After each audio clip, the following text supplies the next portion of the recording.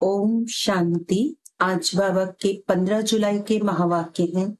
बाबा ने कहा, मीठे बच्चे, देह अभिमान आसुरी कैरेक्टर है, उसे बदल दैवी कैरेक्टर्स धारण करो तो रावण की जेल से छूट जाएंगे। प्रश्न है, हर एक आत्मा अपने पाप कर्मों की सजा कैसे भोगती है? उससे बचने का साधन क्या है?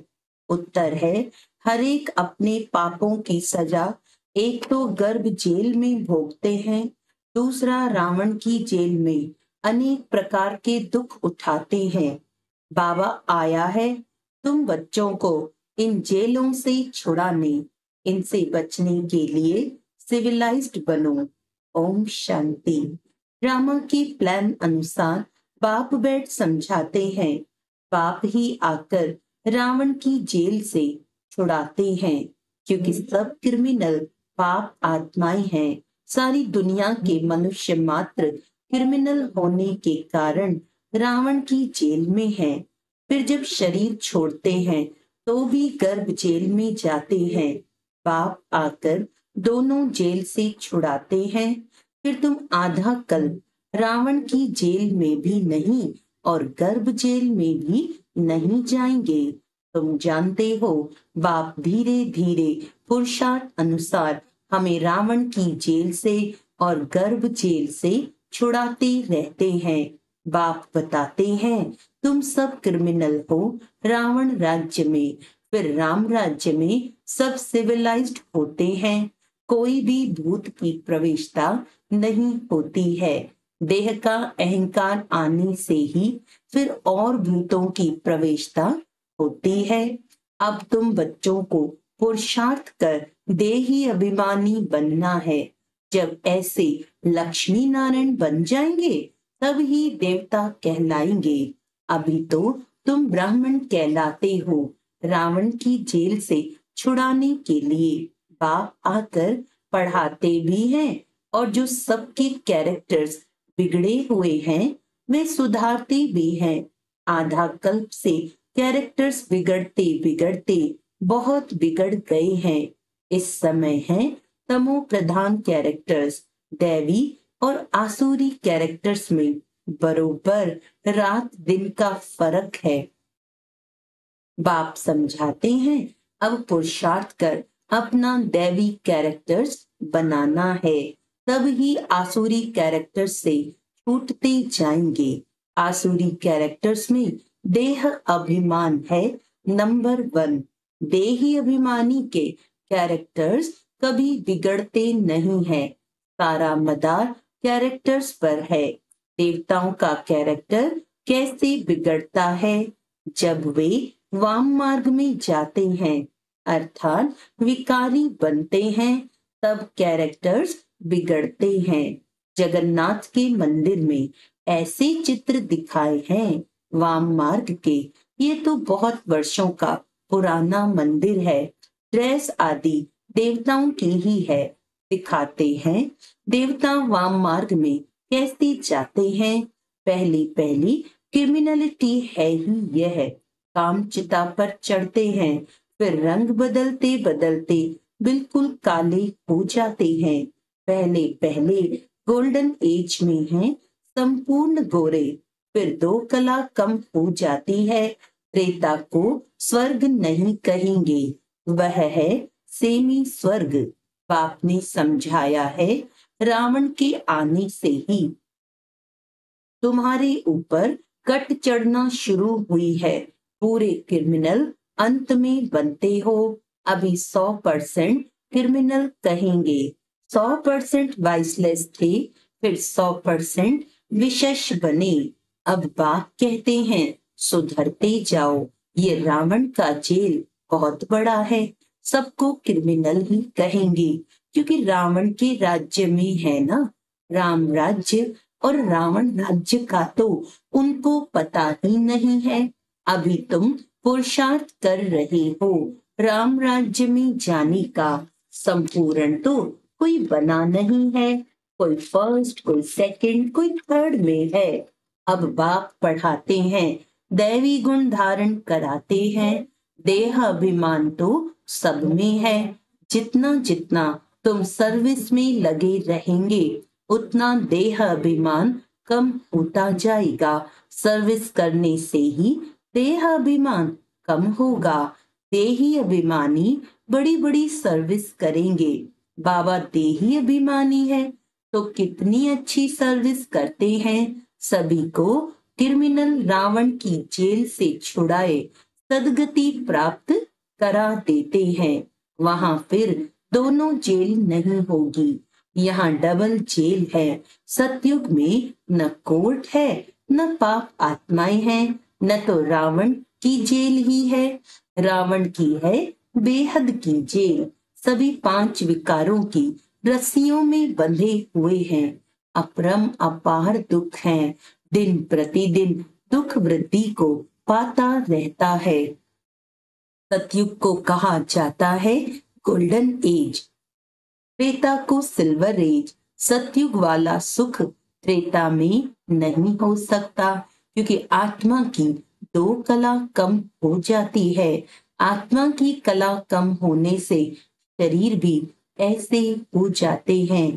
तो ये समझना चाहिए कि बरोबर हम रावण के राज्य में देह अभिमानी बन पड़े हैं। अब बाप आया है रावण की जेल से छुड़ाने के लिए। आधा कल्प का देह अभिमान निकलने में देरी तो लगती है, बहुत मेहनत करनी पड़ती है। जल्दी में जो शरीर छोड़ गए वह फिर भी बड़े होकर आए कुछ ज्ञान उठा सकते हैं। इतना देरी होती जाती है तो फिर पुरुषार्थ तो कर न सके। कोई मरे फिर आकर पुरुषार्थ करे, सो तो जब ऑर्गन्स बड़े हों, समझदार हों, तब कुछ कर भी सके। देरी से जाने वाले तो कुछ सीख नहीं सकेंगे। जितना सीखे उतना सीखे। इसीलिए मरने से पहले पुरुषार्थ करना चाहिए। जितना हो सके इस तरफ आने की कोशिश जरूर करेंगे। इस हालत में बहुत आएंगे। झाड़ वृद्धि को पाएगा। समझानी तो बहुत सहज है। बॉम्बे में बाप का परिचय देने के लिए चांस बहुत अच्छा है। ये हम सबका बाप है। बाप से वर्षा तो जरूर स्वर्ग का ही चाहिए। कितना सहज है। दिल अंदर गदगद होना चाहिए। ये हमको पढ़ाने वाला है। ये हमारी एम ऑब्जेक्ट है। हम पहले सदगति में थे, फिर दुर्गति में आए, अब फिर दुर्गति से सदगति में जाना है। शिव बाबा कहते हैं माँ में कम याद करो तो तुम्हारे जन्म जन्मांतर के पाप कट जाएंगे। तुम बच्चे जानते हो जब द्वापर में रावण राज्य होता है तो 5 विकार रूपी रावण सर्वव्यापी हो जाता है। जहाँ विकार सर्वव्यापी हैं, वहाँ बाप सर्वव्यापी कैसे हो सकता है। सभी मनुष्य पाप आत्माएं है ना। बाप सन्मुख है तब तो ऐसे कहते हैं कि मैंने कहा ही नहीं है। उल्टा समझ गए हैं। उल्टा समझते विकारों में गिरते गिरते गालियां देते देते भारत का यह हाल हुआ है। क्रिश्चियन लोग भी जानते हैं कि 5000 वर्ष पहले भारत स्वर्ग था। सभी सतो प्रधान थे। भारतवासी तो लाखों वर्ष कह देते हैं, क्योंकि तमो प्रधान बुद्धि बन पड़े हैं। वह फिर न इतना ऊंच बने न इतना नीच बने हैं। वह तो समझते हैं बरोबर स्वर्ग था। बाप कहते हैं ये ठीक कहते हैं। 5000 वर्ष पहले भी मैं तुम बच्चों को रावण की जेल से छुड़ाने आया था। अब फिर छुड़ाने आया हूँ। आधा कल्प है राम राज्य, आधा कल्प है रावण राज्य। बच्चों को चांस मिलता है तो समझाना चाहिए। बाबा भी तुम बच्चों को समझाते हैं। बच्चे ऐसे ऐसे समझाओ। इतने अपरम अपार दुख क्यों हुए हैं। पहले तो अपरम अपार सुख थे जब इन लक्ष्मी नारायण का राज्य था, यह सर्वगुण संपन्न है। अब ये नॉलेज है ही नर से नारायण बनने की पढ़ाई है, इनसे दैवी कैरेक्टर्स बनते हैं। इस समय रावण के राज्य में सभी के कैरेक्टर्स बिगड़े हुए हैं। सबके कैरेक्टर सुधारने वाला तो एक ही राम है। इस समय कितनी धर्म है, मनुष्यों की कितनी वृद्धि होती रहती है, ऐसे ही वृद्धि होती रहेगी तो फिर खाना भी कहाँ से मिलेगा। सतयुग में तो ऐसी बातें होती नहीं है, वहां दुख की कोई बात ही नहीं। ये कलयुग है दुख धाम, सब विकारी है। वह है सुख धाम, सभी संपूर्ण निर्विकारी है। घड़ी घड़ी उन्हों को ये बतलाना चाहिए तो कुछ समझ जाए। बाप कहते हैं मैं पतित पावन हूँ, मुझे याद करने से तुम्हारी जन्म जन्मांतर के पाप कट जाएंगे। अब बाप कैसे कहेंगे, जरूर शरीर धारण कर बोलेंगे ना। पतित पावन सर्व का सदगति दाता एक बाप है, जरूर वह किसी रथ में आया होगा। बाप कहते हैं मैं इस रथ में आता हूँ, जो अपने जन्मों को नहीं जानते हैं। बाप समझाते हैं ये 84 जन्मों का खेल है, जो पहले पहले आए होंगे वही आएंगे। उनके ही बहुत जन्म होंगे, फिर कम होते जाएंगे। सबसे पहले देवताएं आए, बाबा बच्चों को भाषण करना सिखलाते हैं। ऐसे ऐसे समझाना चाहिए, अच्छी रीति याद में रहेंगे। देहाभिमान नहीं होगा तो भाषण अच्छा करेंगे। शिव बाबा देही अभिमानी है ना, कहते रहते हैं बच्चे देही अभिमानी भव, कोई विकार न रहे अंदर में, कोई शैतानी न रहे। तुम्हें किसको भी दुख नहीं देना है, किसकी निंदा नहीं करनी है। तुम बच्चों को कभी भी सुनी सुनाई बातों पर विश्वास नहीं करना चाहिए। बाप से पूछो ये ऐसे कहते हैं क्या सत्य है, बाबा बता देंगे। नहीं तो बहुत हैं जो झूठी बातें बनाने में देरी नहीं करते हैं। फलाने ने तुम्हारे लिए ऐसे ऐसे कहा, सुनाकर उनको ही खाक कर देंगे। बाबा जानते हैं ऐसे बहुत होता है, उल्टी सुल्टी बातें सुनाकर दिल को खराब कर देते हैं। इसीलिए कभी भी झूठी बातें सुनकर अंदर में जलना नहीं चाहिए। पूछो फलाने ने मेरे लिए ऐसे कहा है, अंदर सफाई होनी चाहिए। कई बच्चे सुनी सुनाई बातों पर भी आपस में दुश्मनी रख देते हैं। बाप मिला है तो बाप से पूछना चाहिए ना। ब्रह्मा बाबा पर भी बहुतों को विश्वास नहीं होता है। शिव बाबा को भी भूल जाते हैं। बाप तो आए हैं सबको ऊंच बनाने, प्यार से उठाते रहते हैं। ईश्वरी मत लेनी चाहिए, निश्चय ही नहीं होगा तो पूछेंगे ही नहीं, तो रिस्पॉन्स भी नहीं मिलेगा। बाप जो समझाते हैं उसको धारण करना चाहिए। तुम बच्चे श्रीमत पर विश्व में शांति स्थापन करने के निमित्त बने हो। एक बाप के सिवाय और कोई कीमत ऊंचते ऊंच हो नहीं सकती। ऊंचते ऊंच मत है ही भगवान की, जिससे मर्तबा भी कितना ऊंचा मिलता है। बाप कहते हैं अपना कल्याण कर ऊंच पद पाओ, महारथी बनो। पढ़ेंगे ही नहीं तो क्या पद पाएंगे।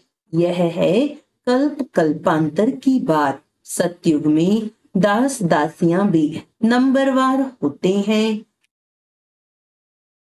बाप तो आए हैं ऊंच बनाने, परंतु पढ़ते ही नहीं हैं तो क्या पद पाएंगे। प्रजा में भी ऊंच नीच पद होते हैं ना, ये बुद्धि से समझना है। मनुष्यों को पता नहीं पड़ता है कि हम कहाँ जाते हैं, ऊपर जाते हैं या नीचे उतरते जाते हैं। बाप आकर तुम बच्चों को समझाते हैं, कहाँ तुम गोल्डन सिल्वर एज में थे, कहाँ आयरन एज में आए हो। इस समय तो मनुष्य मनुष्य को खा लेते हैं। अब ये सभी बातें जब समझें तब कहें कि ज्ञान किसको कहा जाता है। कई बच्चे एक कान से सुनकर दूसरे से निकाल देते हैं। अच्छे अच्छे सेंटर्स के अच्छे अच्छे बच्चों की क्रिमिनल आई रहती है। फायदा नुकसान इज्जत की परवाह थोड़े ही रखते हैं। मूल बात है ही पवित्रता की। इस पर ही कितने झगड़े होते हैं। बाप कहते हैं ये काम महाशत्रु है, इन पर जीत पहनो तब ही जगत जीत बनेंगे। देवताएं संपूर्ण निर्विकारी है ना, आगे चल समझ ही जाएंगे, स्थापना हो ही जाएगी। अच्छा, मीठे मीठे सिकिलदे बच्चों प्रति माता पिता बाप दादा का याद प्यार और गुड मॉर्निंग। रूहानी बाप की रूहानी बच्चों को नमस्ते। हम रूहानी बच्चों की रूहानी बाप दादा को याद प्यार गुड मॉर्निंग, नमस्ते नमस्ते नमस्ते जी। धारणा के लिए मुख्य सार है। पहला पॉइंट है, कभी भी सुनी सुनाई बातों पर विश्वास करके अपनी स्थिति खराब नहीं करनी है। अंदर में सफाई रखनी है। झूठी बातें सुनकर अंदर में जलना नहीं है। ईश्वरीय मत ले लेनी है। दूसरा पॉइंट, देही अभिमानी बनने का पूरा पुरुषार्थ करना है। किसी की भी निंदा नहीं करनी है। फायदा नुकसान और इज्जत को ध्यान में रखते हुए क्रिमिनल आई को खत्म करना है। बाप जो सुनाते हैं उसे एक कान से सुनकर दूसरे से निकालना नहीं है। वरदान है, त्रिकालदर्शी की सीट पर सेट हो, हर कर्म करने वाले शक्तिशाली आत्मा भव। जो बच्चे त्रिकालदर्शी की सीट पर सेट होकर हर समय हर कर्म करते हैं, वो जानते हैं कि बातें तो अनेक आनी है, होनी है, चाहे स्वयं द्वारा, चाहे औरों द्वारा, चाहे माया व प्रकृति द्वारा। सब प्रकार से परिस्थितियां तो आएंगी, आनी ही हैं, लेकिन स्वस्थिति शक्तिशाली है तो परिस्थिति उसके आगे कुछ भी नहीं है। सिर्फ हर कर्म करने के पहले उसके आदि मध्य अंत तीनों काल चेक करके समझ करके फिर कुछ भी करो तो शक्तिशाली बन परिस्थितियों को पार कर लेंगे। स्लोगन है, सर्वशक्ति व ज्ञान संपन्न बनना ही संगम युग की प्रारब्ध है।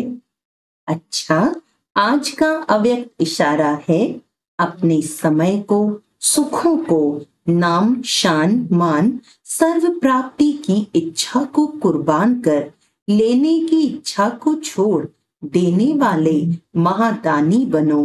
तब कहेंगे परोपकार की भावना से संपन्न। अपकारी पर उपकार की वृत्ति वही रख सकते हैं जिनका मन स्वच्छ हो। यदि स्वयं के प्रति या अन्य के प्रति व्यर्थ संकल्प आता है तो यह स्वच्छ मन नहीं है। स्वच्छ मन, क्लीन और क्लियर बुद्धि हो तब परोपकारी बन सकेंगे। अच्छा, ओम शांति।